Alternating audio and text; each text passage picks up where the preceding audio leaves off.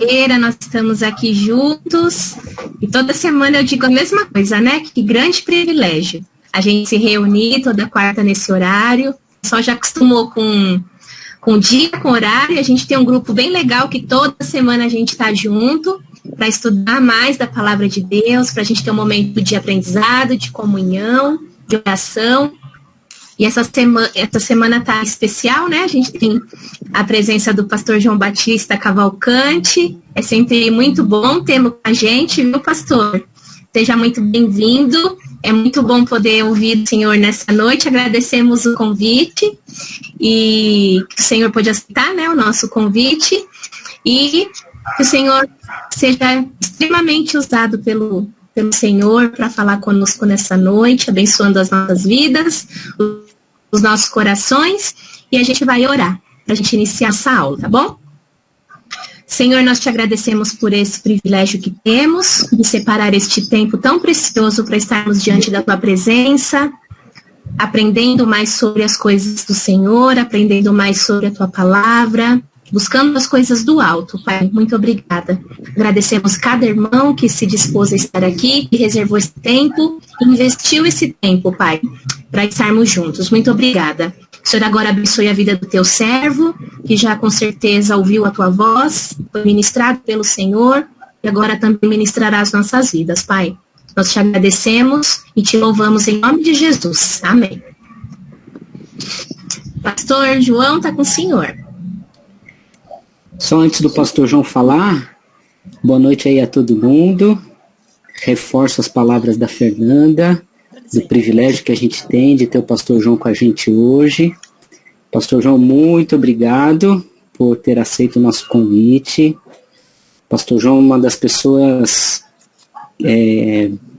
mais especiais aí que eu tenho na minha vida, como referência, como uma pessoa que tenho grande, mas não é pequena não, é grande admiração, e toda vez que a gente está junto e a gente pode conversar e ouvi-lo numa pregação, sempre é tão enriquecedor. Eu aprendo sempre muito, muito, nos momentos formais, nos momentos não formais, e também nos informais, nos cafezinhos da vida, das muitas possibilidades que Deus já nos ofereceu de caminhar juntos, e é um privilégio. Pastor, só para os irmãos os mais novos da igreja que estão com a gente, pastor João é pastor lá na Igreja Cristã Evangélica Central de Goiânia, uma das nossas igrejas bem relevantes no nosso país, uma igreja que fica a primeira igreja evangélica, né, pastor, de Goiânia, se eu não tenho enganado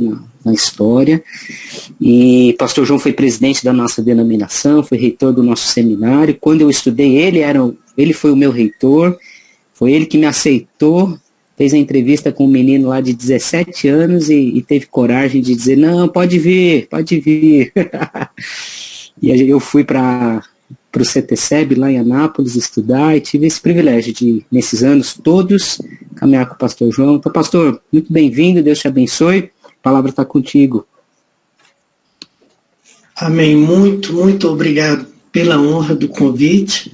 Vocês conhecem o pastor de vocês, sabem que ele é generoso, então podem dar um desconto no que ele fala e equilibrar aí. Um privilégio muito grande ter esse tempinho com os irmãos. O tema que eu tenho eu vou trabalhar o tema de luto. Foi o tema que me pediram para colocar. Então nós vamos falar sobre uma área, um momento que é um pouco triste na nossa vida, mas vamos tentar aprender algo juntos com alegria no coração perante o Senhor. Eu queria ler um texto que vocês conhecem bem, que é João capítulo 11. Diz que quando Jesus chegou à casa de Maria e Marta, no capítulo 11, versículo 32, chegando ao lugar onde Jesus estava e vendo, Maria prostrou-se aos seus pés e disse, Senhor, se estivesses aqui, meu irmão não teria morrido.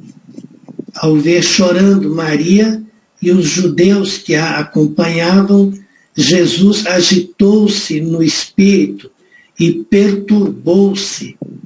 Onde o colocaram? Perguntou ele.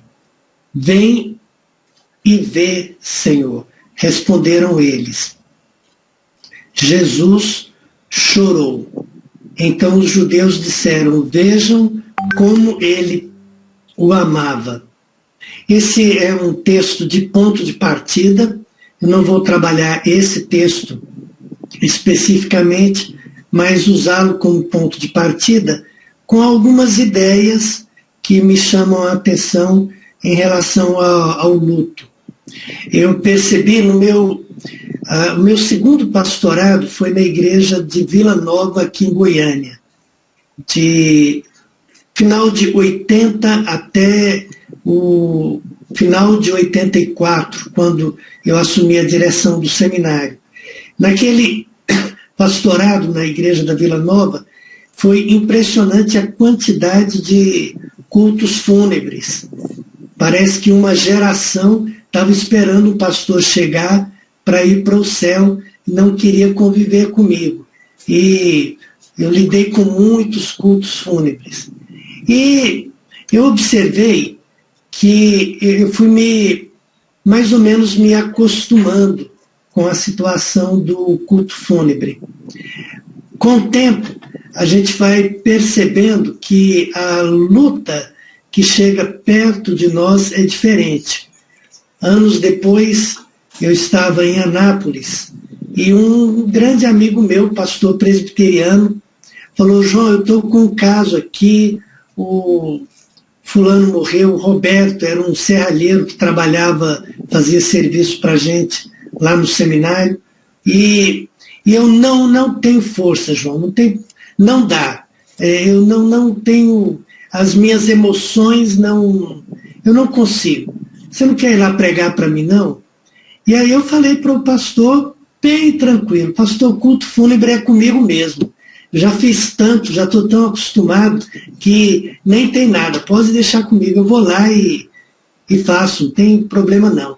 Um dia à tarde, quente também, um templo grande, estava lá o caixão e as pessoas em volta, e o pastor Marlúcio, esse amigo meu, me apresentou, falou, olha, eu pedi ao pastor João para me ajudar, porque eu estou muito abatido emocionalmente, e o Roberto havia se convertido conosco lá no seminário, ele era serralheiro, e ali a gente compartilhou de Jesus, e naquele contexto ele se converteu. Então ele falou, não, então pediu ao pastor João para vir pregar. Ele tem força e tal, e ele pode fazer isso para nós, está me ajudando, meu grande amigo. Aí eu fui para frente, abri a Bíblia, li o texto e olhei para o caixão. E ao lado do caixão estava a mãe do Roberto.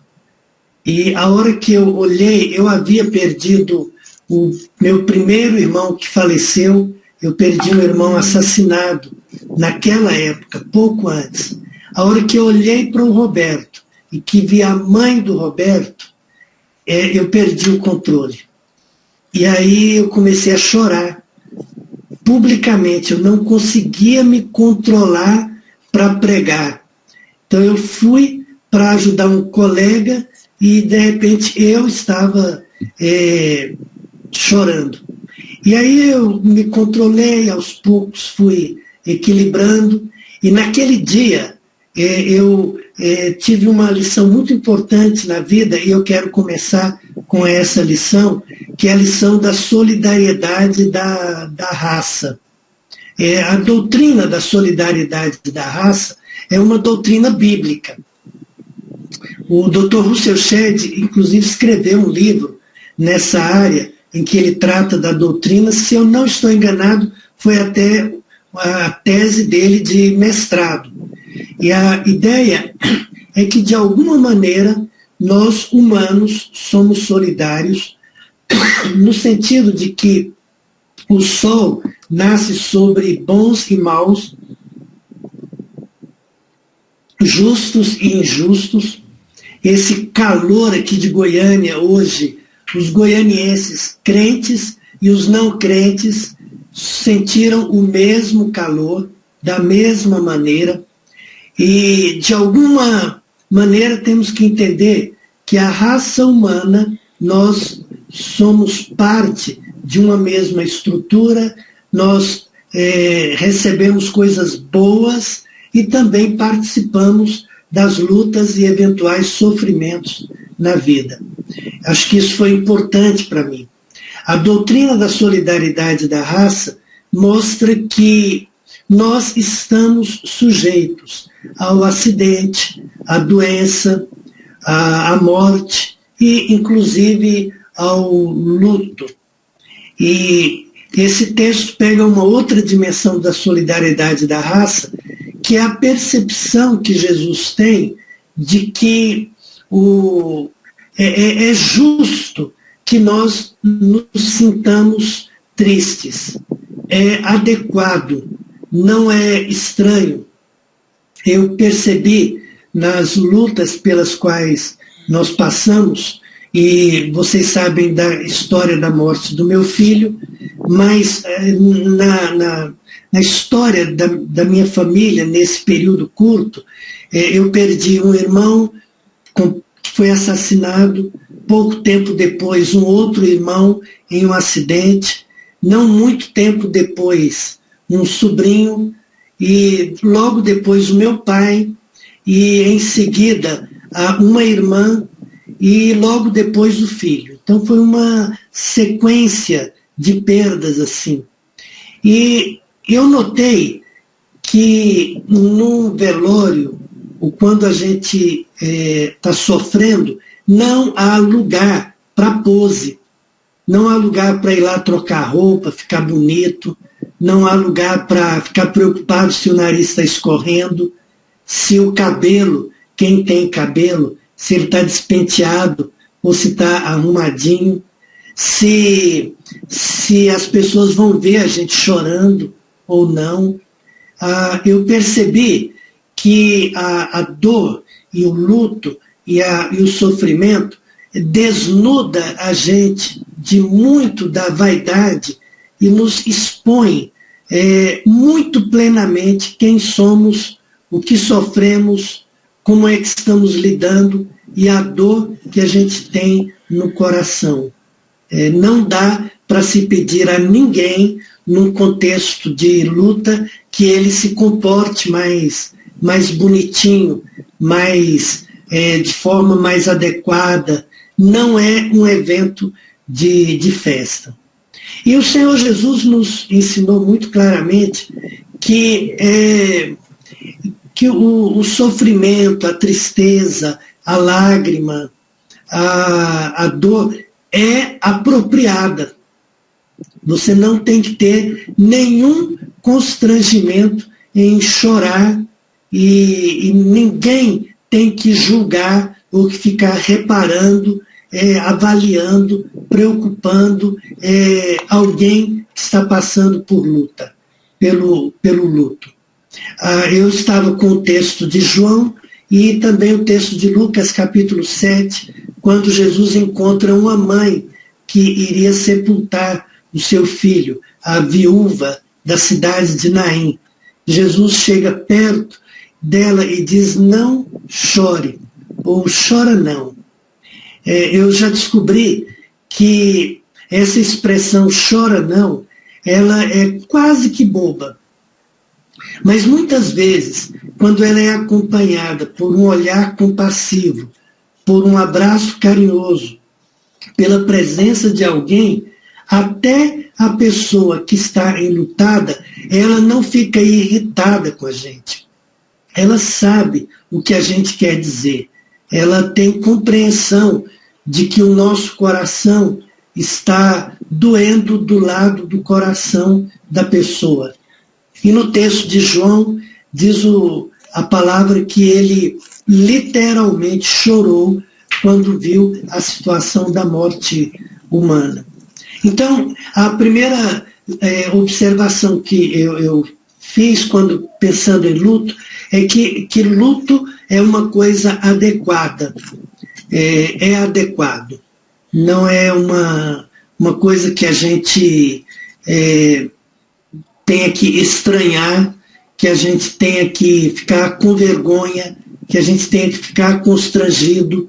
É um momento da gente desarmar o coração, da gente chorar também, da gente acompanhar alguém, e ele é uma experiência real, e ele dá uma licença para que a gente viva aquele momento sem nenhum constrangimento. Então, isso me fez, de um lado, desarmar o coração, sofrer sem vergonha, né? Eu percebi em alguns momentos da minha vida e das lutas que a gente passou, que a gente quer até chorar bonito, sabe? Até sofrer com educação. Esse não é o momento de ligar para a educação, para a beleza, para pose, para nada. A gente tem, quando está doendo, tem o direito de falar, está doendo, tem o direito de falar, eu estou sofrendo, tem o direito de chorar, de escorrer o nariz, de assoar o nariz, de abraçar e lidar com isso. E do outro lado, esse respeito pela pessoa enlutada foi uma lição muito preciosa na minha vida, de olhar para quem sofre, entendendo que há uma dor ali e que é meu papel ser respeitoso, ser compassivo, ser amoroso, estar ali do lado. Eu tenho percebido que, com a caminhada do ministério, as pessoas que estão sofrendo, elas quase que dão o direito para a gente de dizer: pastor, eu quero ouvir o que o senhor tem a dizer, porque eu sei que o senhor sabe o que é sofrimento. No tempo desse, um filho de pastor que faleceu com câncer, ele pediu ao pai que eu fosse visitá-lo na UTI. Ele estava bem perto de morrer. O Mateus era seminarista nosso. E ele pediu ao pai que eu fosse lá. Quando eu cheguei na UTI, ele olhou para mim e falou: pastor, eu queria que o senhor viesse aqui. Eu sei que eu vou morrer. E eu sei que o senhor entende a dor de um pai que perde um filho. E o senhor vai poder ajudar o meu pai. Ajuda o meu pai, porque eu sei que eu vou morrer. Aquele menino morreu, acho que 2 dias depois. E ainda hoje eu estou com o pai. Recentemente, um colega que perdeu uma filha, eu fui para o culto fúnebre totalmente desarmado, mas ele foi me encontrar no estacionamento. E aí me abraçou e falou: pastor João, o senhor prega no culto? Eu sei que o senhor sabe o que eu estou sentindo, que o senhor pode falar para mim aquilo que eu preciso ouvir hoje. Prega, por favor, pastor. E era na hora do culto, naquele momento.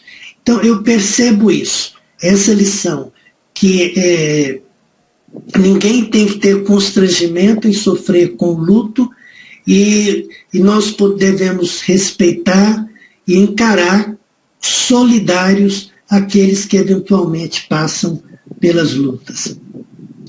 Muito bem, um segundo princípio que eu anotei aqui, que eu acho que nos ajudou muito na nossa vida, especialmente na morte do nosso filho, é que aquelas crenças que fizeram parte da nossa vida sempre foram fundamentais para dar força para a gente.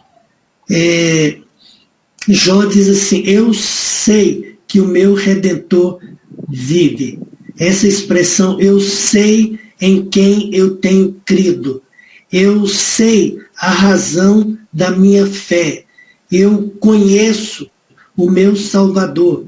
Essas coisas, elas parecem apenas doutrina da confissão de fé ou do dia de batismo, coisa assim, mas elas são muito preciosas quando você está passando por sofrimento, por lutas ou por luto.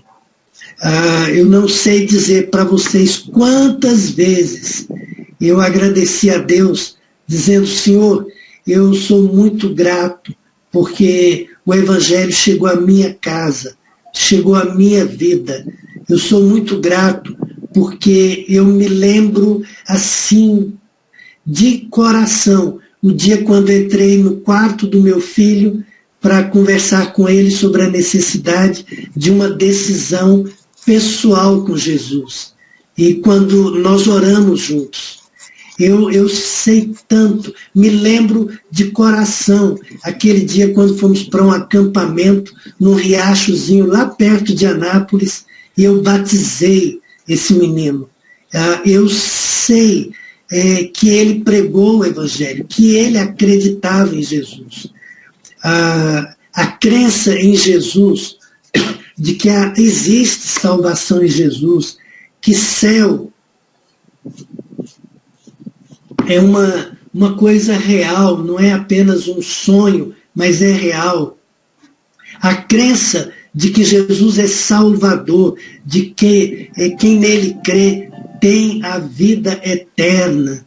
Essas coisas que nós falamos para crente novo, para candidato ao batismo, elas são fundamentais.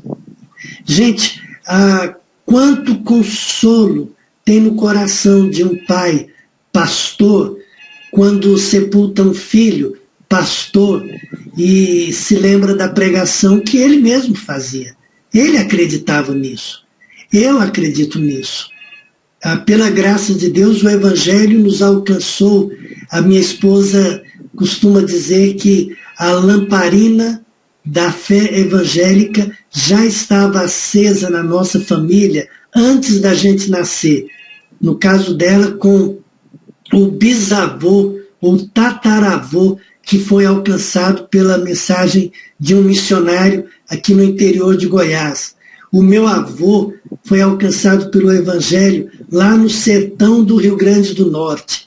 O Evangelho chegou lá. Esse Evangelho alcançou a minha avó, alcançou a minha mãe, chegou ao meu coração e chegou ao coração do meu filho. Então, essas doutrinas, elas não podem ser gratuitas, elas não podem ser subvalorizadas, elas não podem ser esquecidas. Elas são fundamento da nossa fé. Elas são apoio para a gente. Elas devem nos ajudar. É isso que Paulo se refere escrevendo aos Tessalonicenses. Ele diz: irmãos, eu quero que vocês não se entristeçam na mesma proporção dos demais que não têm esperança. Então, se ao mesmo tempo nós achamos adequado sofrer, chorar, derramar a alma, não há vergonha nenhuma nisso, nós também devemos lembrar que é adequado firmar os valores da fé cristã. Eu vejo, às vezes, o pessoal discutindo muito mais confissão de fé para debates teológicos. Quando eu vejo um debate teológico citando Westminster e não sei o quê, e a confissão de fé da ICEB, e aquela coisa toda, e aquele debate mais quente. Eu convivo muito com o seminário. Lembra, eu leciono no seminário até hoje. Eu leciono lá há 43 anos. Então esse é um ambiente que eu vivo muito. Mas quando eu vejo aqueles debates, às vezes eu tenho vontade de rir, porque, para mim, a confissão de fé, o conhecimento da Bíblia, esses textos da Palavra de Deus, não tem esse papel do debate teológico. Ele tem o debate do consolo. Ultimamente, algumas pessoas têm escrito literatura sobre o consolo da filosofia. Aí eu olho e falo: gente, que besteira. Escrevam sobre o consolo da teologia, o consolo da palavra, o consolo do conhecimento de Deus. Um terceiro elemento que eu anotei aqui é a doutrina do Espírito Santo. Irmãos, a doutrina do Espírito Santo nos ajudou tanto. Quando a Bíblia diz que o Espírito Santo é consolador. Não é uma coisa simples, não. Ele é mesmo consolador. Ele consola a gente. A Elia, minha esposa, ela falou muitas vezes assim, o Espírito Santo, ele é o consolador, e ele não consola na forma de uma pombinha que vem descendo e pousa na cabeça da gente, ou aqui no ombro. Ele é o consolador, e ele consola com um abraço de um irmão. Ele consola quando a gente vai dormir e sente uma paz que ninguém pode entender. Ele consola com aquelas convicções poderosas que enchem o coração da gente. Ele consola colocando a gente no colo. Muitas vezes, nessa jornada, eu percebi que o Espírito Santo estava cantando uma canção de niná para a gente. Sabe como é? Aquela paz, é a brisa, é uma imagem do sol, tudo e qualquer coisa parece que chama a atenção que Deus veio fazer uma visita e enxugar a lágrima da gente e permitir que a gente encoste no ombro dele. E muitas vezes essa experiência de deitar no colo de Deus fizeram tão bem a mim e a minha esposa. Eu percebi esse papel do Espírito Consolador. Jesus disse que ele era assim. O Espírito Santo também ele é o ensinador. É ele quem nos ensina o que devemos fazer. Enquanto eu estava esperando vocês aqui, um membro da igreja me mandou uma mensagem. Está no hospital com a sogra, parece que com pouca possibilidade de reação. Pode ser que ela não suporte. E eu estava aqui, foi 10 minutos antes de conectar com vocês. E aí eu mandei uma mensagem para a lista dos membros da igreja, pedindo oração. E então eu falei para ele assim, Flávio, eu sei que nesses momentos a maior dificuldade é que a gente não sabe o que fazer. A gente não sabe o que dizer, a gente fica meio barata tonta, sabe? A gente fica tão confuso, as coisas não funcionam na cabeça, as emoções bloqueiam a inteligência. Mas o Espírito Santo de Deus nos ensina, ele nos orienta, nos ensina o que devemos fazer, como devemos fazer. Ele é o ensinador. E o Espírito Santo, ele renova a alegria. Um tio da minha esposa, que foi missionário entre os indígenas por muitos anos e hoje trabalha no Ministério Missionário com ciganos. Ele foi nos visitar. Ele é meio caladinho. A esposa dele fala bastante. E ele bem calado. Depois da visita, foi no período mais crítico da minha doença, e eu estava bem abatido mesmo. E ele ali do lado, parece que as pessoas todas estavam com muita pena da gente, com aquela situação, e ele olhando para mim. E aí, antes de ir embora, ele falou assim, Elia, a gente pode orar? E ela, claro, tio, vamos orar. Aí ele deu essa palavra, assim, gente, eu sei que vocês estão tristes, eu sei que está difícil, mas a alegria volta, porque a alegria é parte do fruto do Espírito. Quem tem o Espírito retorna à alegria, porque é fruto do Espírito. O fruto do Espírito é também alegria. Deus é o Consolador, ele é o ensinador e ele é aquele que anima de volta o ânimo da gente. Muitas vezes eu percebi como esse consolo do Espírito, o fato dele estar conosco faz muito bem. Então eu pensei na doutrina da mutualidade, na doutrina da salvação, que eu acho que ela é muito importante, na doutrina do Espírito Santo E queria terminar com a doutrina que nós chamamos da antropologia bíblica, misturado com a eclesiologia bíblica. A antropologia, porque Deus nos fez com a capacidade de renovar, de recobrar as forças. Ele fez a gente assim. No final do dia, você está tão cansado, ele criou um esquema para você dormir e amanhecer no outro dia.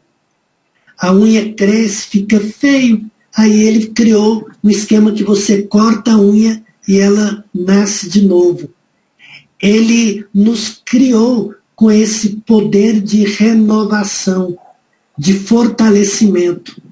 Tem dia que a gente encontra força, nem sabe de onde, nem sabe como, mas ele renova as nossas forças. Ele faz isso. Nós fomos criados assim. E quando nós fomos regenerados pelo Senhor, nós encontramos nele o descanso quando a nossa alma está extremamente abatida. Se lembram da palavra de Jesus? Venham a mim, vocês que estão cansados e sobrecarregados, porque eu darei alívio para vocês. Eu sou manso e humilde de coração. Eu preguei nesse texto há não muito tempo no sepultamento de um sobrinho. Eu estava tão cansado, eu falei, gente, eu estou exausto. É como se eu não aguentasse mais, é como se o sofrimento tivesse chegado lá no limite. Eu não tenho mais força nenhuma. Mas eu aprendi que quando as nossas forças chegam ao final, nós podemos ir a Jesus. Ele é manso e humilde. Ele é compassivo, ele é bondoso, ele é acolhedor. E ele disse, o meu fardo é leve, o meu jugo é suave. Ele renova as nossas forças.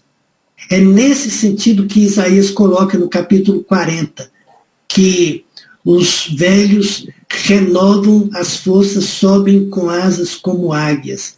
Deus dá uma força. Nós fomos feitos com essa possibilidade de renovar a esperança, de levantar a cabeça.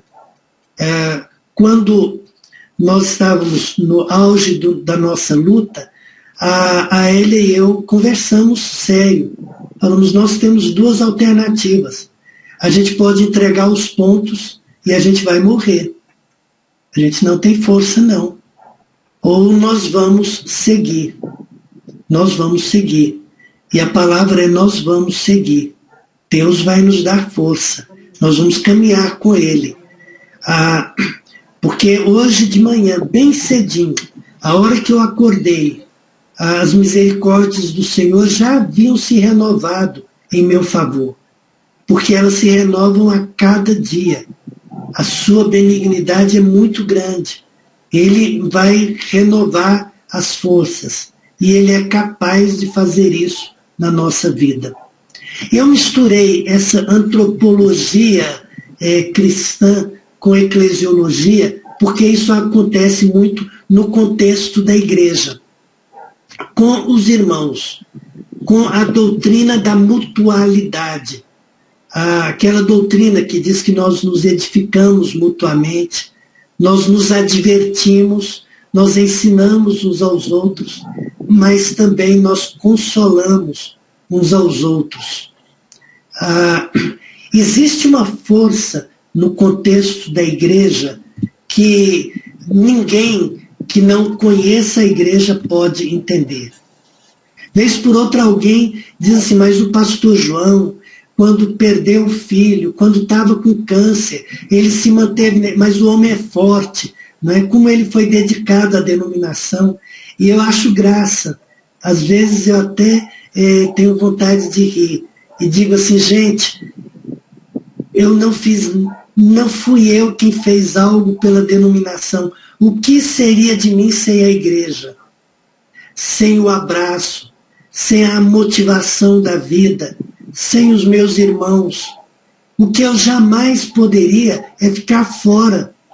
Foi na igreja, no convívio, no ministério, no exercício dos dons, no benefício da comunhão dos salvos. Foi ali que nós encontramos carinho, amparo, força e motivação para animar o coração.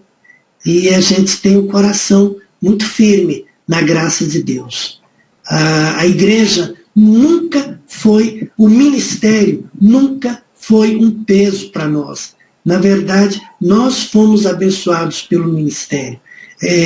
O meu saldo é sempre devedor, infinitamente devedor, por tudo que Deus me deu no contexto da igreja e do ministério e no convívio com os irmãos. Então a gente só tem cada dia, eu falo, Senhor, como a gente pode agradecer esse fato de que o Senhor nos deu a igreja, o dom, o ministério, a vida, e nós estamos ainda aqui prontos. Então, sobre luto, eu fiquei lembrando dessas doutrinas. Vou relembrar rapidinho para terminar. A doutrina da solidariedade, o sofrimento faz parte, inclusive, dos cristãos e devemos ser solidários com quem sofre. A doutrina da salvação, essa crença de que existe céu, que Jesus é Salvador, que tendo Jesus eu vou para o céu. Essa coisa é encantadora. A doutrina do Espírito Santo e a doutrina, essa mistura de antropologia cristã com a igreja, o convívio da igreja. Acho que nessas coisas que nós levantamos a cabeça e começamos cada dia gratos a Deus, muito gratos a Deus.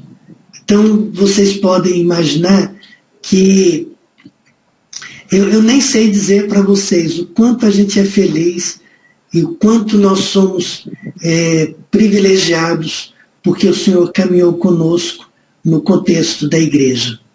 Acho que esse é um pouco de testemunho e um pouco de doutrina para vocês. Deus abençoe. Eu já passei, era 30 minutos e eu falei um pouco mais. Não tem problema, pastor. Muito obrigado por essa parte inicial, né, onde a gente ouviu um pouco do que Deus foi colocando no seu coração para compartilhar com a gente, né?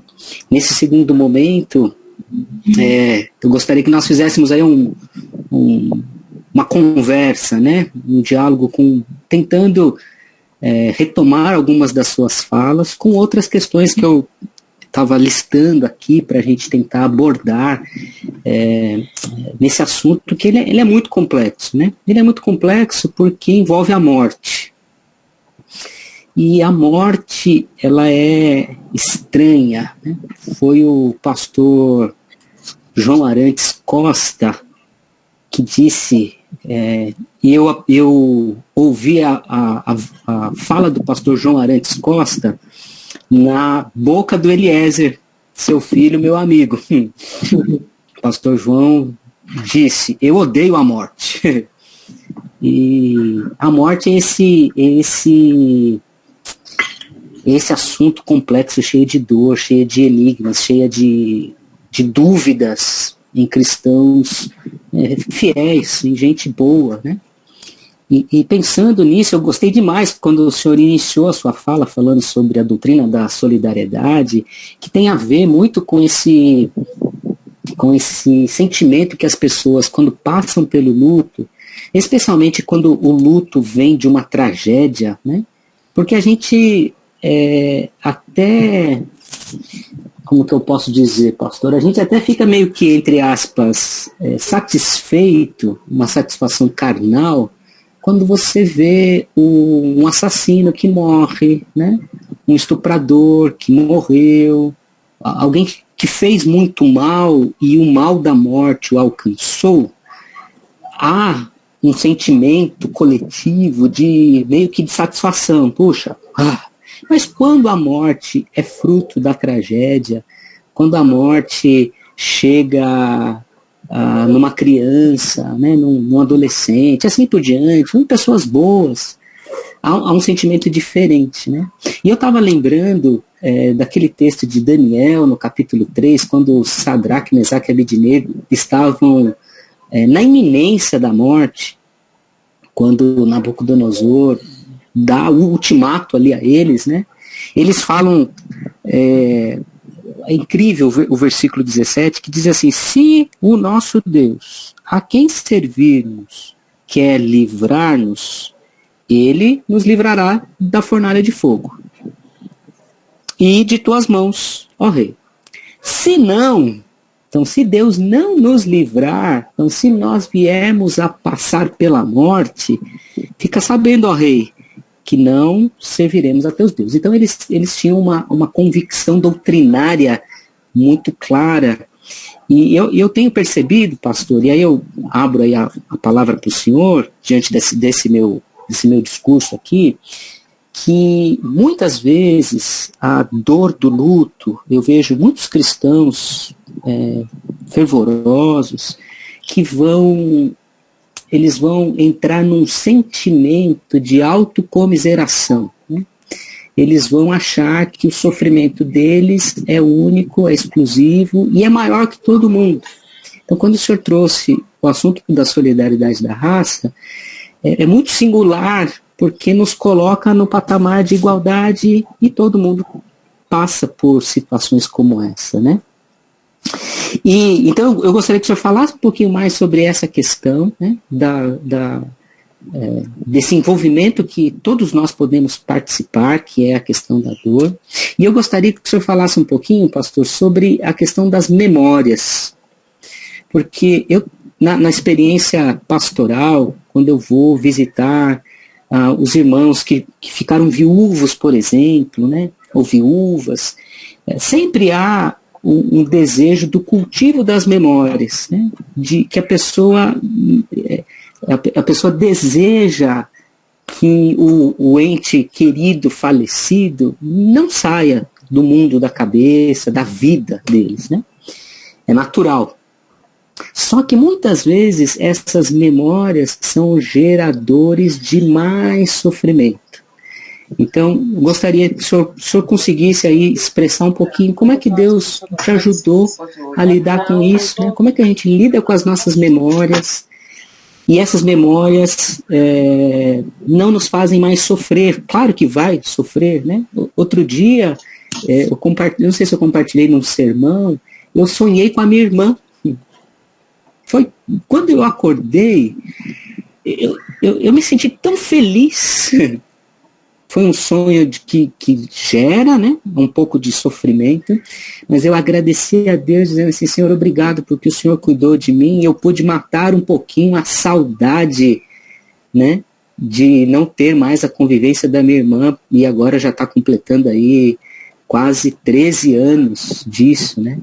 Foi no mês de outubro, né? Foi no dia 4 de outubro, não, no dia 6 de outubro, que minha irmã faleceu. Nós estamos no dia 7 de outubro. Então, queria que o senhor falasse um pouquinho sobre isso que eu divaguei aqui, por favor. Bom, primeiro eu percebo que nós queríamos escolher o jeito de morrer e quem pode morrer. A gente queria ter o controle, porque a gente acha que sabe administrar melhor do que Deus, né? E acho que Deus comete uns enganos aí. Então nós precisamos descansar o coração e dizer que nós sabemos muito pouco. E não entrar nessa paranoia de corrigir Deus ou as circunstâncias ou o mundo. Eu me lembro que uma vez, quando estava fazendo o tratamento de quimioterapia, teve um período que eu fiquei um tanto abatido, mas ainda estava fazendo caminhada. Aí eu saí para uma caminhada, exatamente passando em frente ao seminário, lá o pessoal que conhece o seminário nosso em Anápolis, a minha casa era mais embaixo, eu subi a rua e estava em frente ao seminário. E eu me lembro daquele momento que eu comecei a reclamar com Deus. Falei, senhor, eu acho que o senhor está sendo muito cruel comigo. Que história é essa? Já que eu vou morrer, para que esse sofrimento e essas coisas? Então o senhor leva de uma vez.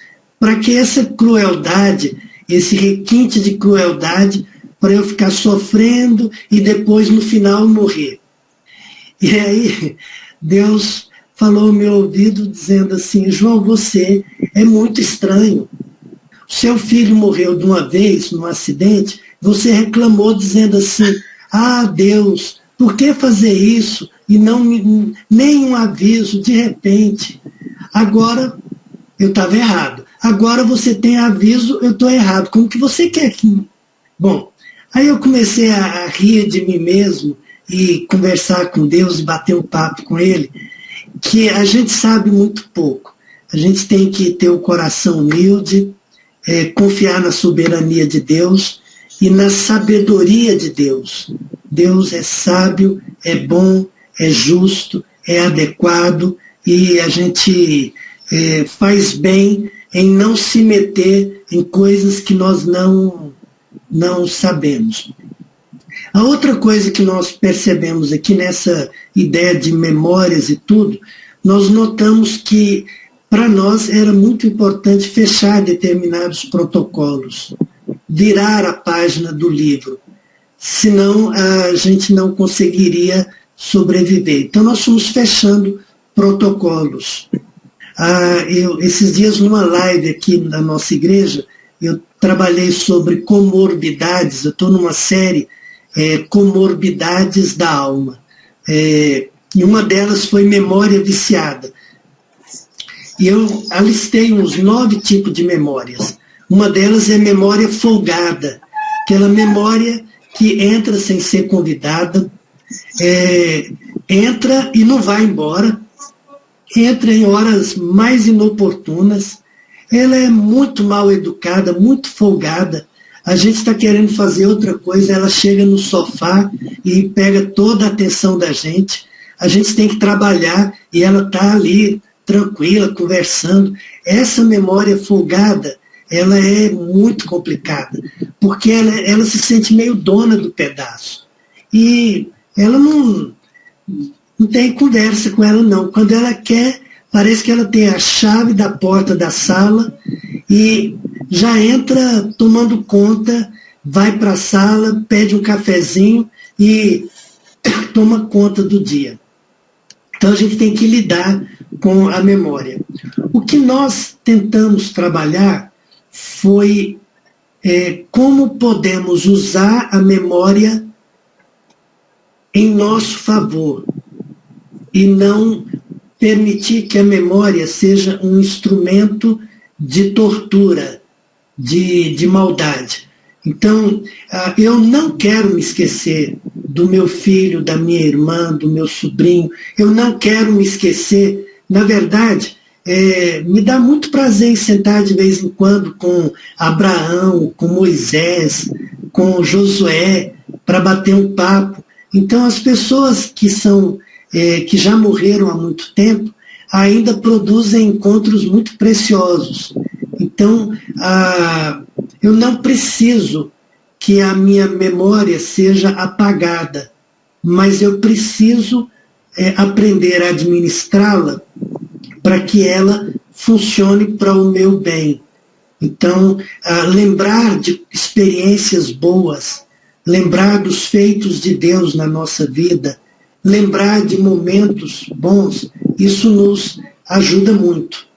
A semana passada seria aniversário do Eliezer.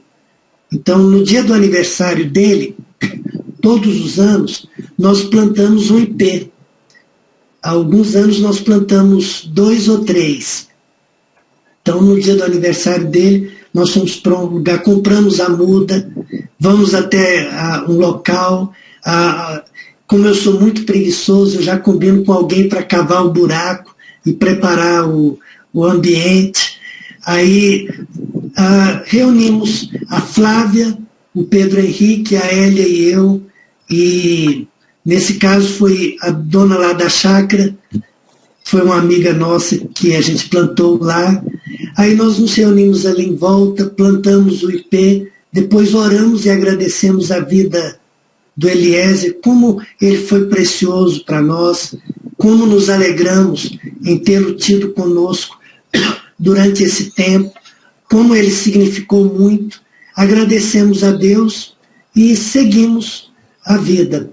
Então, a ideia é permitir ou educar a memória para que ela não seja folgada demais, para que ela não seja maldosa demais, para que ela não seja um instrumento de tortura, mas para que ela seja bem-vinda, porém com educação.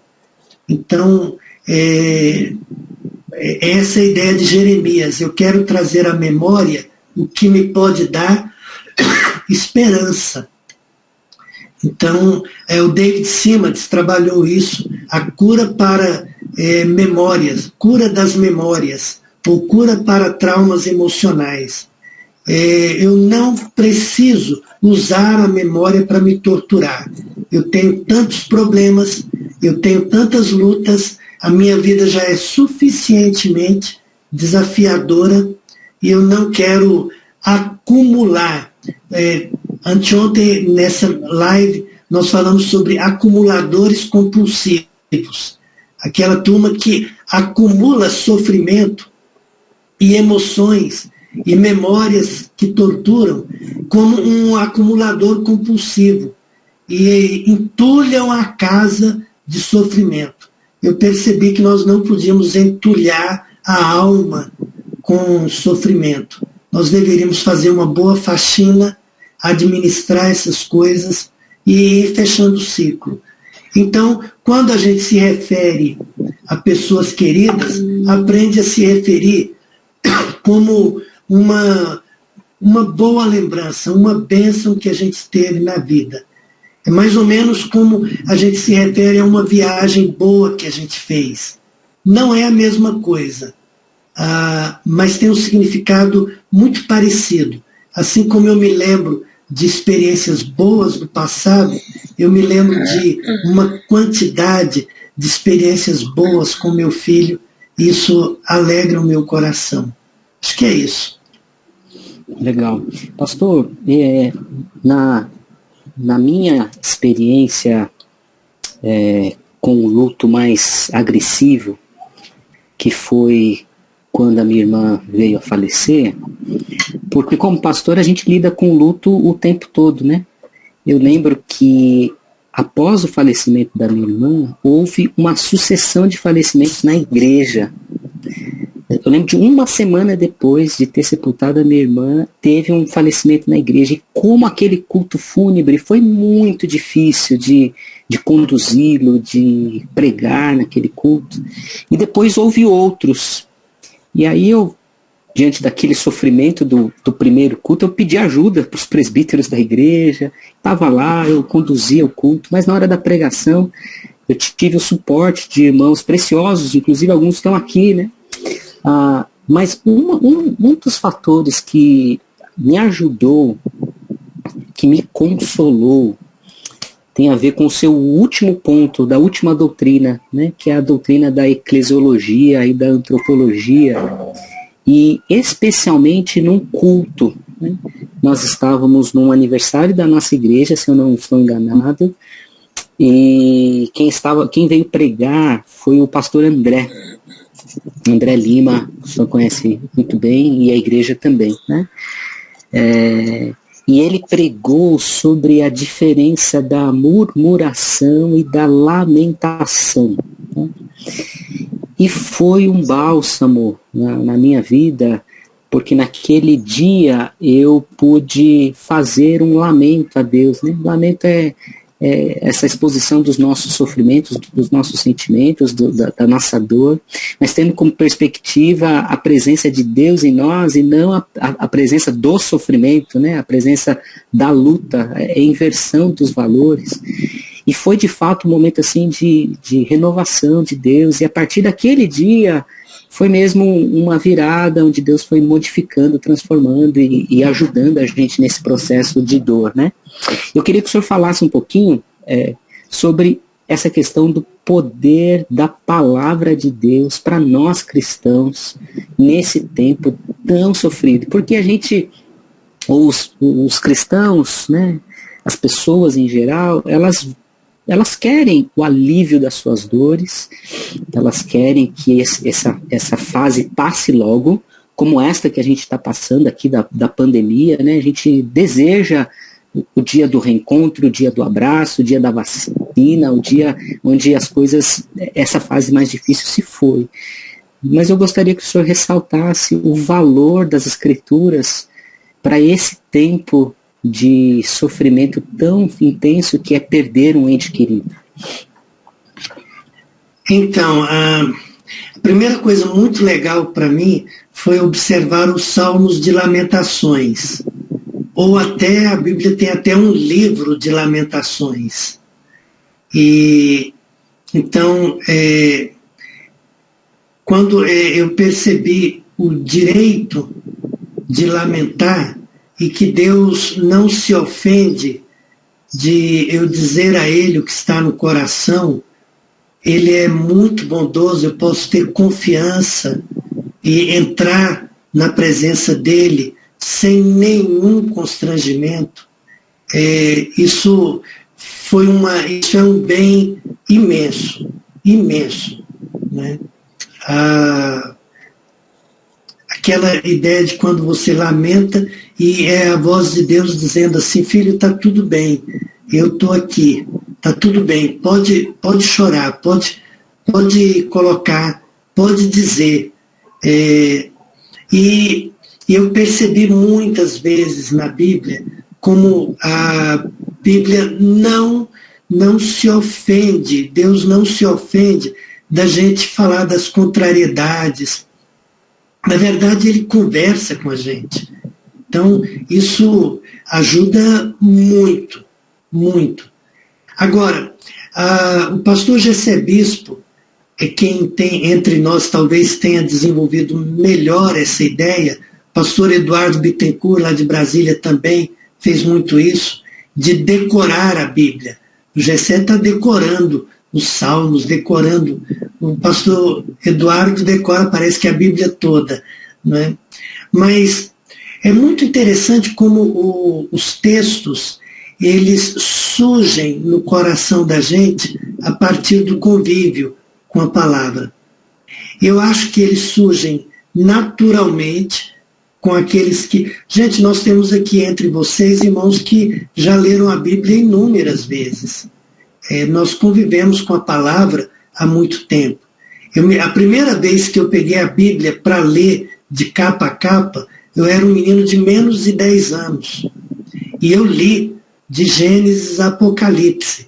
E fiz o voto de, até o final da vida, ler todo ano. E ainda hoje eu leio a Bíblia todos os anos, constantemente. Então, essa presença da Escritura, por isso eu acho que a pregação bíblica,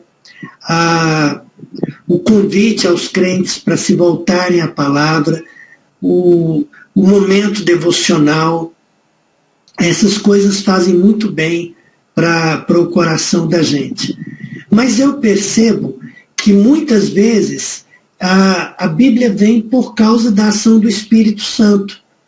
O Espírito Santo, ele é o Deus da revelação, é o Deus da inspiração e é o Deus da iluminação. Como revelação, ele revela aquilo que nós não saberíamos por nós próprios. Como inspiração, ele fez registrar aquilo que o homem não era capaz por si mesmo. Mas como iluminação, ele aplica no nosso coração aquilo que nós não seríamos capazes de digerir. Né? Então Deus vai fazendo isso, alimentando a alma. Então essa palavra volta ao coração e alimenta a alma da gente. Eu acho que esse é um caminho fundamental, relembrar a Escritura, decorar a Escritura, lembrar o que a Bíblia tem a dizer. E uma coisa que eu percebi, que não é uma conversa boba, é a palavra santa de Deus. E essa palavra de Deus, ela não volta vazia. Ela aplicada pelo Espírito Santo no coração do crente, ela faz muita diferença. Muito bem. Eu quero abrir aqui para algum irmão ou irmã que quer fazer algum comentário, alguma pergunta específica sobre esse tema do pastor João. Nós estamos numa escola bíblica, né? A dinâmica desses nossos encontros de outubro serão mais ou menos nesse estilo de hoje, né? Um bate-papo, com uma devocional inicial, mas a gente quer dar oportunidade, se algum irmão ou irmã desejar acrescentar, falar, compartilhar algo, né, do coração. Antes de alguém falar, eu queria registrar perante vocês, para vocês saberem que o irmão Cláudio me acompanhou durante todo o meu tratamento, com oração e com palavras de encorajamento. Ele foi uma das pessoas que Deus usou para animar a minha alma desanimada algumas vezes. Amém, amém. Claudião, era quase semanalmente, ele me perguntava do senhor, e aí depois eu passei o seu contato para facilitar a minha vida.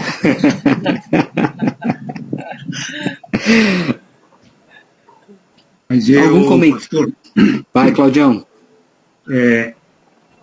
O senhor falou em memórias, quero trazer a memória, e eu quero trazer a memória das coisas boas que Deus fez por mim, pelo irmão também, nos momentos mais difíceis da nossa vida. Teve uma noite que eu estava no hospital, e normalmente, eu não sei se ainda continua, a luz ela é branda, uma luz bem fraquinha, e eu não conseguia dormir de jeito nenhum. Estava com o braço lá esticado, tomando quimioterapia no lado, e esperando, porque no final eu tive que fazer quimioterapia por 24 horas, né? E eu trouxe na memória agora as conversas que eu tive com o Senhor ali. Porque eu sei o que o irmão sofreu, eu sei o que o irmão passou, eu sei como foi difícil o tratamento, porque naquela minha época não existia aquele aparelhinho que você coloca aqui no peito, que eles chamam de TECAT, né? Era na veia, na própria veia. E uma noite, isso daqui é uma memória, uma das enfermeiras errou a veia e despejou um pouco de quimioterapia no meu braço. Aquilo ardia, dava a impressão que estava jogado alto no braço e tocado fogo. Então tem muitas coisas, né? Eu tenho muitas coisas na minha memória, e muitas coisas a agradecer a Deus por tudo que Ele fez por mim e pelo irmão. A minha oração era sempre aquela de cura, de esperança, de paz, e a gente jamais imagina que um dia a gente possa estar perto um do outro, né? Compartilhando tudo aquilo que Deus fez. E esse é o que eu até falei com o pastor, esse é o meu testemunho. Onde eu estiver, eu vou dar o testemunho daquilo que Deus fez na minha vida.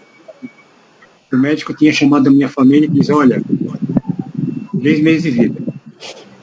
3 meses de vida. E já fazem 16 anos que o Senhor me livrou. Eu agradeço demais. E isso está gravado na minha memória. Está colocado na minha memória. Às vezes eu estou aqui em casa, eu costumo dormir mais cedo, né? Estou primeiro a dormir, depois a Beth vai. Vamos lá, às vezes, trazer à memória tudo aquilo que aconteceu. Eu agradeço muito a Deus pela sua vida e pela minha vida. Amém, Claudião. Legal. Eu acho que eles escalam uma enfermeira para errar esse negócio da quimioterapia, porque o meu também é a mesma coisa. E arde mesmo. Eu tenho uma veia aqui que ficou totalmente perdida. Então, para encontrar veia em mim, não é fácil, não. Mas é bem interessante.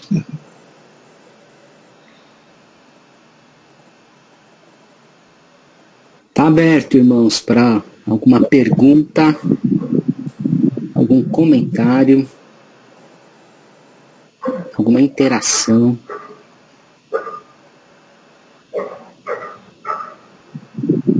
É um bálsamo. Eu acho que é um bálsamo, né, pastor? A gente ouvir que é legítimo o sofrimento, né? Pelo luto, como é um acalanto mesmo na nossa alma, né? Porque muita gente pensa, eu nunca passei por uma situação de perda, né, tão próxima, mas eu acho que algo que passaria na minha cabeça é assim: eu sou uma mulher cristã, eu sou temente a Deus, eu não posso sofrer desse jeito porque eu sei que a pessoa vai estar com Cristo, né? Então, como que eu vou sofrer, né? E é legítimo a gente saber que a gente pode sofrer, a gente pode ficar com o nariz escorrendo, a gente pode ficar descabelado, a gente pode ficar com a cara inchada de tanto chorar e de tanto sofrer, que o sofrimento é legítimo, porque não é porque nós somos cristãos, né? Tementes a Deus, sabendo que o nosso ente querido está com Cristo, mas a gente tem essa bálsamo, né? A gente saber que o Senhor, Ele ouve a nossa queixa, a nossa revolta muitas vezes, e Ele compreende, né, essa nossa tristeza, o nosso desespero naquele momento, mesmo sabendo que, né, o nosso ente foi para o céu e está com Cristo, mas o Senhor nos compreende por causa desse amor tão grande. Isso é maravilhoso demais. Amém. A gente tem... Sim, meu irmão. Posso falar? Muito obrigado por me atender. Tem uns textos na Bíblia, não é uma pergunta, mas é apenas interagindo, que me fortaleceu, me ajudou muito nesses últimos dias.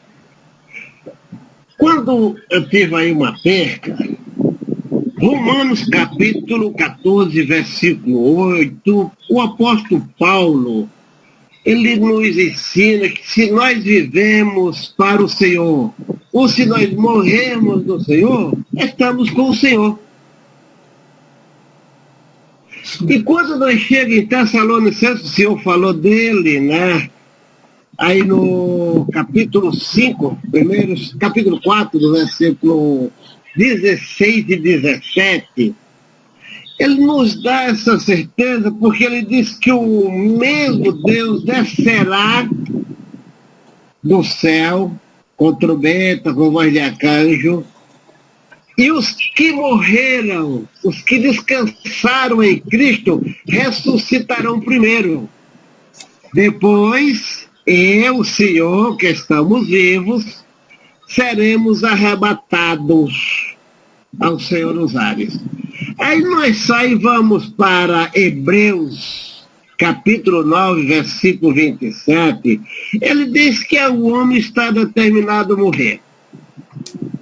Então, esses textos aí me ajudou muito a compreender a morte da minha mulher. Entender que não foi por um acidente, não foi por descaso, mas que estava nos planos de Deus.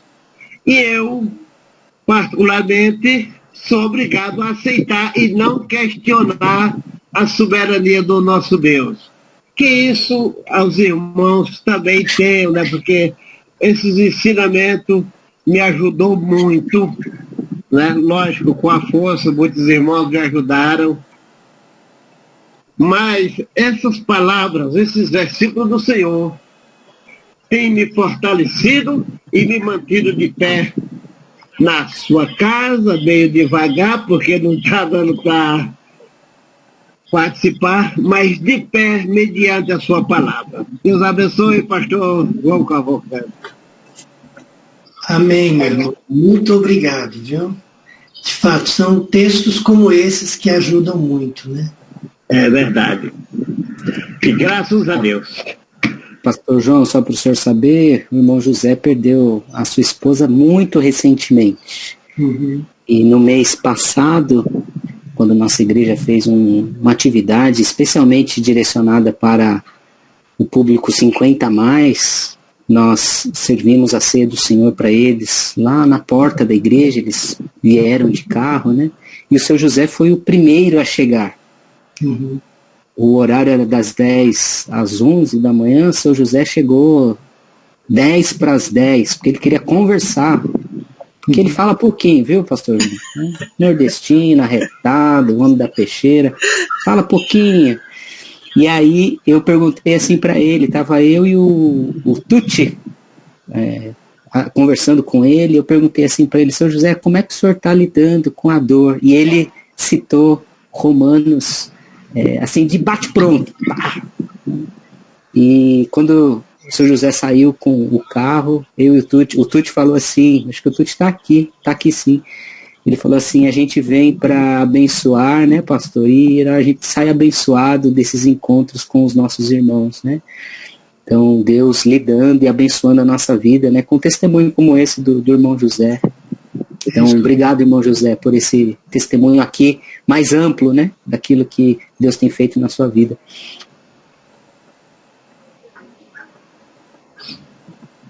Pastor João, para a gente terminar, o senhor falou algo muito, muito importante desse encontro com o tio da Hélia, que veio relembrar o texto de Gálatas, falando do fruto do Espírito, né? Sendo o fruto do Espírito um dos aspectos, a alegria, e que a alegria volta.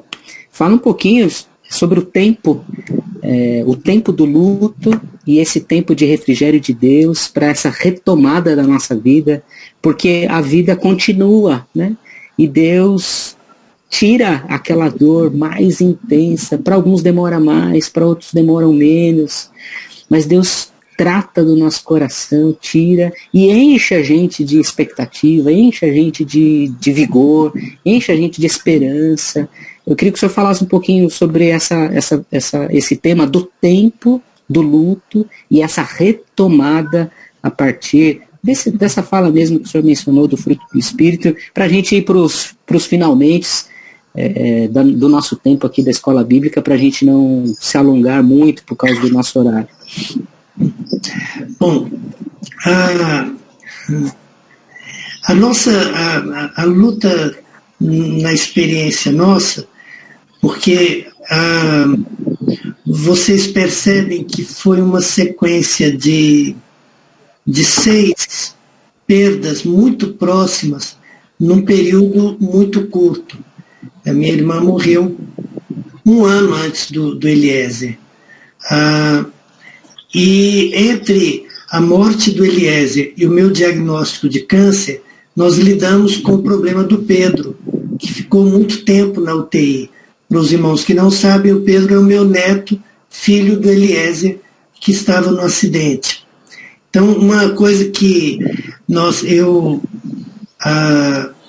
já há algum tempo, alguns anos, a Hélia e eu aproveitamos noites de Natal para visitar o hospital, especialmente o hospital de urgência, que era perto da nossa casa, e nós fizemos isso, na noite de Natal, levar lanche para as pessoas que estão lá, uma palavra. A gente passou noites de Natal vários anos.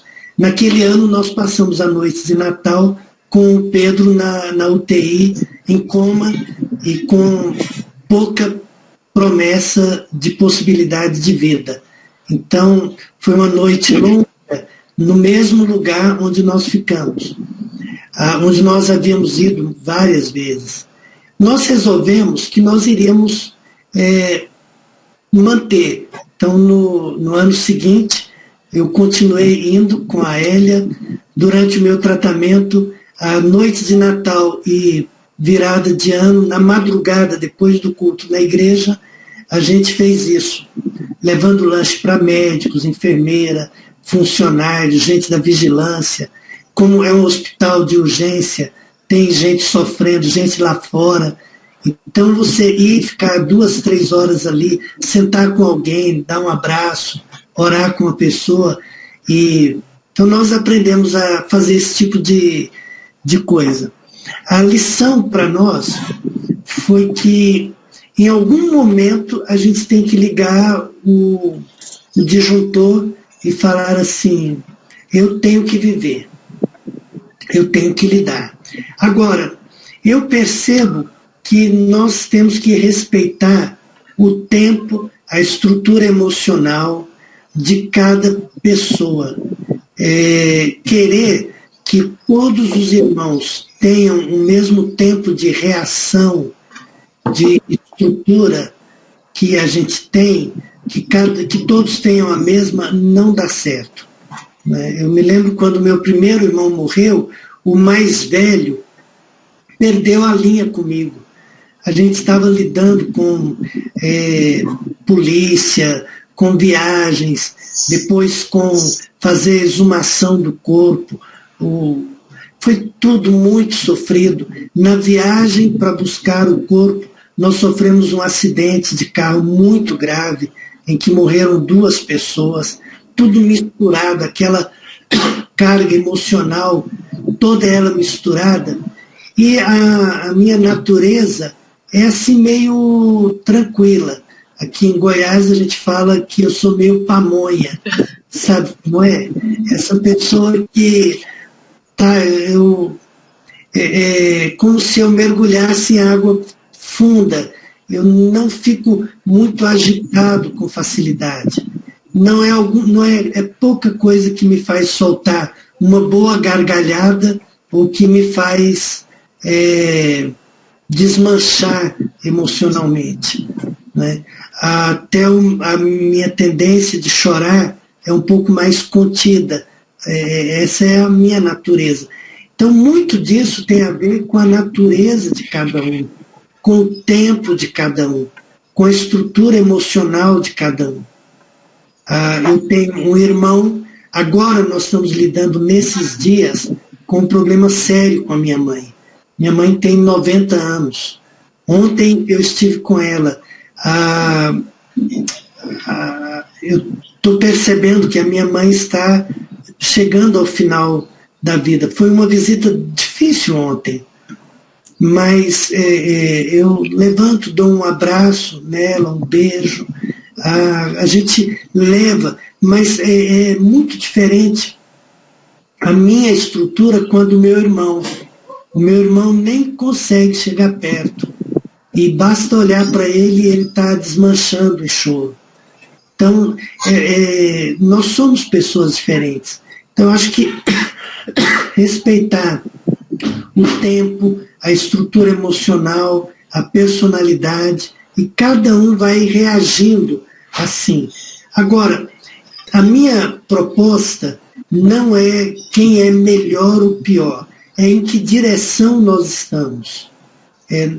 Vale a pena tomar a direção da vida, vale a pena tomar a direção do reforçar, do retomar a vida, e não se entregar. A palavra metanoia, que tem a ver com arrependimento, aquela de retorno, geralmente é retorno proibido, né, que a gente usa no trânsito, aquela ideia de que eu não posso seguir nesse caminho porque ele vai me destruir. E ele vai fazer mal às pessoas ao redor.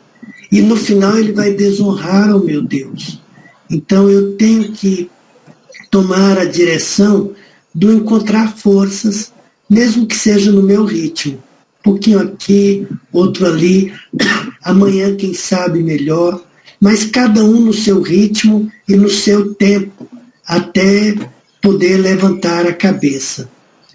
Eu acho que não o tempo de estar bem, mas quanto mais cedo chegar o tempo da metanoia, o tempo do direcionamento, o tempo de dizer eu quero levantar a cabeça e encontrar forças, encontrar vida, esse tempo ele tem que chegar, quanto mais cedo chegar, melhor.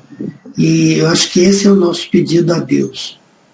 E aí a gente vai respeitando o jeito, a personalidade, a experiência.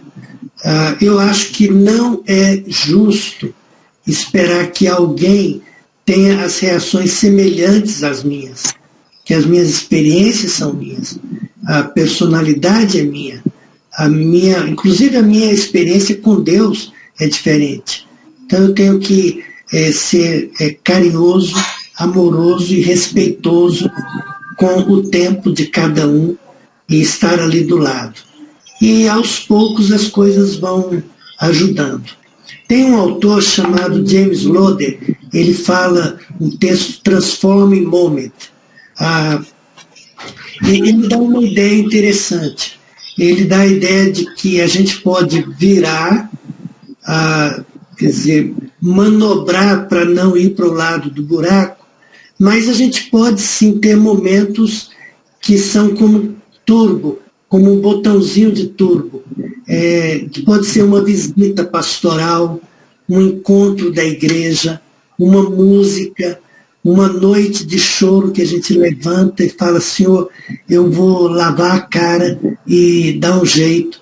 Então, existem situações que Deus usa que podem dar uma acelerada à reaquisição de uma estrutura mais saudável de vida. Mas o tempo é de cada um, não tem jeito. Muito bom, muito obrigado, pastor João, por tua presença. Eu disse que seria bom, né? Seria enriquecedor. Disse para os membros hoje, na nossa lista de transmissão, não perca, né? O mês de outubro, não perca a nossa escola bíblica, vai ser muito bom. E eu acho que uma palavra final aqui, né? Mesmo que esse tipo de experiência de dor mais profunda não chegue a nós nos próximos anos, que é o que todos nós desejamos, né? Mas certamente pessoas que estão próximas de nós podem passar por essa dor profunda do luto, especialmente nesse tempo de pandemia, onde tanta gente tem morrido. Então, que os ensinamentos, que o que a gente aprendeu hoje, que as reflexões feitas produzam em nós solidariedade, produza em nós empatia, né? Produza em nós compaixão, né? Que nós, os cristãos, nós, gente de Deus, gente que ama a Deus, que ama a palavra de Deus, que nós sejamos os ministros da paz, né? E não sejamos os ministros da cobrança, os ministros da insensibilidade, né? Da falta de amor e de solidariedade, mas que a gente seja o povo de Deus que ajuda as pessoas que ajudem as pessoas que estão passando por dificuldades, que nós sejamos ministros do Senhor para consolar, né? Com a consolação que recebemos de 2 Coríntios, nós vamos consolar os outros. Então que Deus produza no nosso coração isso, gente, né? Produza amor, empatia, solidariedade, e que nós sejamos ministros da paz, no nome de Jesus. Fê, nossa chefe da escola bíblica, junto com o pastor Renato, a palavra está com vocês para o encerramento, e a nossa palavra é de gratidão especial ao pastor João por esse tempo tão precioso, dedicado, desferido a nós. Muito obrigado pela honra do convite, gente. Amém, amém. Renato, você quer falar alguma coisa? Eu vou pedir para você orar. Não, só agradecer a presença de todos. A gente vai ouvindo e o tempo vai passando e a gente ia continuar ouvindo aqui, né? É verdade. O Cláudio falou lá no chat que ficaríamos a noite toda ouvindo esse homem sábio de Deus. É verdade. Isso porque antes, aqui nos bastidores, o Renato e a Fernanda estavam falando, hoje nós estamos muito cansados. É verdade. É verdade. Eu vim só o pozinho da rabiola. Mas Deus renova, né? Amém por isso. E pegando o gancho da palavra do pastor, eu vou pedir para o pastor Renato fazer essas orações, porque a gente sempre faz um momento de intercessão, sabe, pastor João, aqui na nossa escola bíblica. Então, o pastor Luiz André falou, né, a respeito do que o senhor já tinha falado a respeito da solidariedade nesses momentos de luto, como a igreja é importante na vida, né, na prática, né, com um abraço, com uma ligação, com uma mensagem, e a gente pode ser solidários também àqueles que sofrem e que a gente muitas vezes não conhece através da oração. E a gente tem aqui um pedido de oração, que a Yara estava conversando com a Yara hoje. Agradecer já a Yara de antemão, que fez a gravação da aula para nós. Yara, Deus abençoe grandemente sua vida, viu? Amém. E a Yara tem um amigo que chama Alessandro. E o Alessandro já vem sofrendo há bastante tempo com um problema de saúde. Ele fez uma cirurgia, ele está com os rins parados, à base de hemodiálise, e está desempregado. A esposa está desempregada, ele era Uber, teve que devolver o carro porque não conseguiu pagar. Então, além do problema de saúde, é uma situação financeira que abala, né?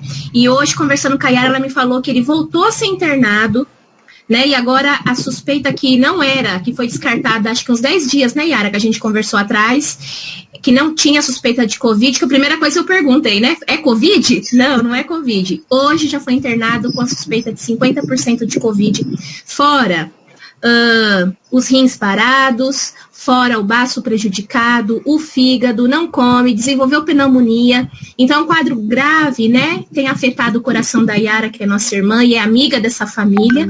Então, tenho falado para a Yara que Deus vai usar e pode usar a vida dela, na vida dessa família, até para que a glória de Deus seja manifestada e essa família seja do Senhor, né? Então, vamos orar pela vida, então, do Alessandro, está com esse problema sério de saúde, pela Alessandra, que é a esposa dele. Vamos lembrar dos exames, né, que o pastor Luizinho fez essa semana, está aí no aguardo dos resultados. Vamos orar também pela Hilda, que é amiga da Bá, também está com câncer de intestino, no estágio bem avançado, tem aí afligido o coração da Bá. E vamos orar pela Bruna, né, que a gente orou por ela no domingo. O pastor já falou da situação da Bruna, a prima da Carol. Então, são esses pedidos, tá, Renato? Oi? Eu encontrei com a Sueli hoje, Sueli Francisco, e ela perdeu a irmã dela faleceu hoje. Nossa! Então, lembrando de orar também. Consolo, né, da Sueli Francisco. Fora aquela lista enorme que a gente recebe toda semana, são muitos pedidos, muita gente sofrendo, padecendo. Acho que a gente pode estar orando, além daqueles pedidos, por esses que são mais, que vieram depois, né, daquela lista toda que o pastor Luizinho passa. Tá bom? E aí a gente encerra a nossa escola bíblica. Pastor João Batista, muito obrigada mais uma vez. Que Deus o abençoe e continue usando para o louvor da sua glória. Amém? Vamos orar.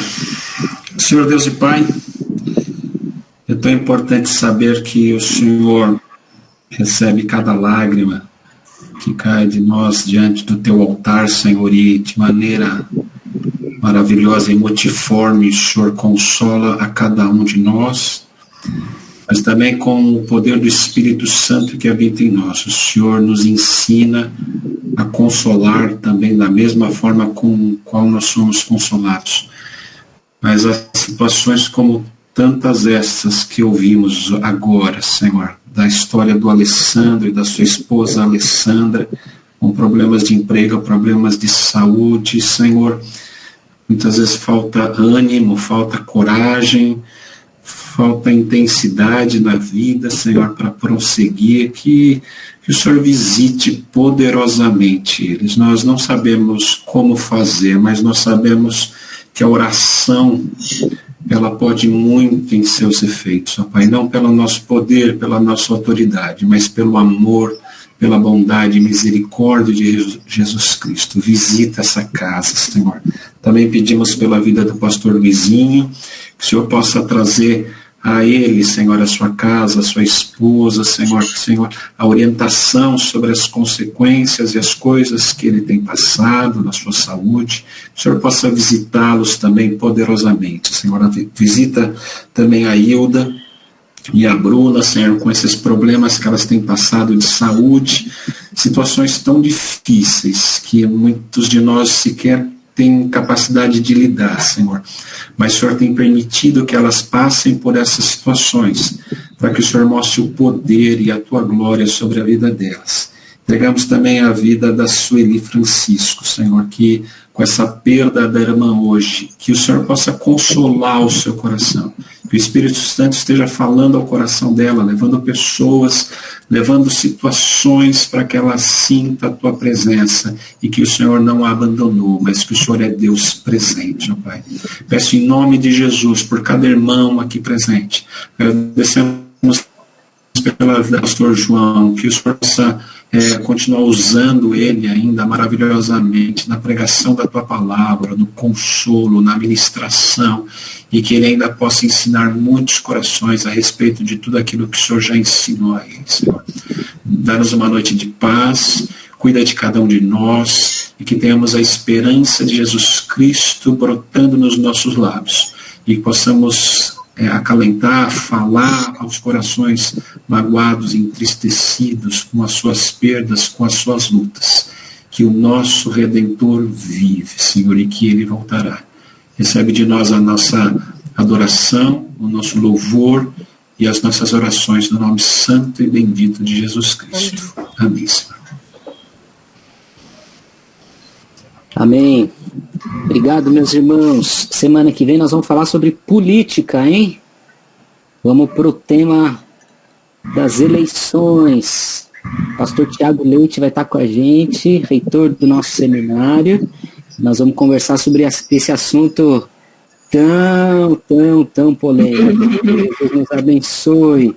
Obrigado, pastor, mais uma vez pela presença, pelo apoio. Muito bom tê-lo com a gente. Sempre a gente aprende estando perto ou te ouvindo. Deus te abençoe. Amém. Amém, meus irmãos. Boa noite para vocês. Ô, Berezinha, liga a câmera aí, Bere. Boa noite. Fiquem com Deus. Obrigada pela Boa noite,